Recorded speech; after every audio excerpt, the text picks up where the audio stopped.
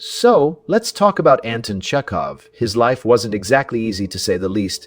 He came from a big, poor family where his dad was an alcoholic who took out his frustrations on all his kids, including young Anton. Chekhov grew up to be a doctor, but writing became more of a passion project for him. He thought that by studying people and their behaviors, he could figure out why we do the things we do, like being irrational, unhappy, or downright mean. And when it came to his own family dynamics, especially with his dad, Chekhov found that getting into character was incredibly therapeutic.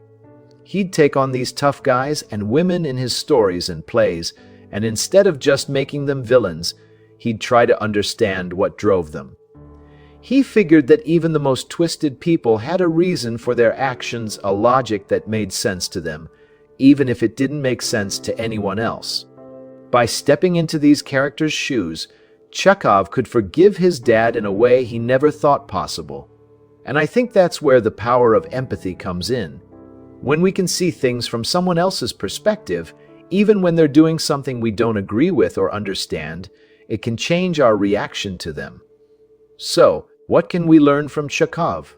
Well, how about this? Whenever you're dealing with people who might not be the easiest to get along with, even if they're being a bit rough around the edges, try to see things from their point of view.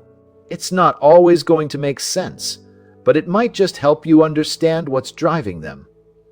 And that's kind of like the daily law we've got here.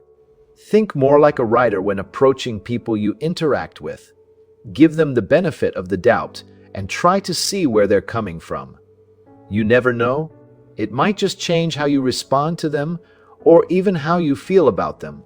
By the way, have you ever heard of Chekhov's law? No, I'm not saying it's actually a thing, he said. But it kind of feels like it would be right up his alley.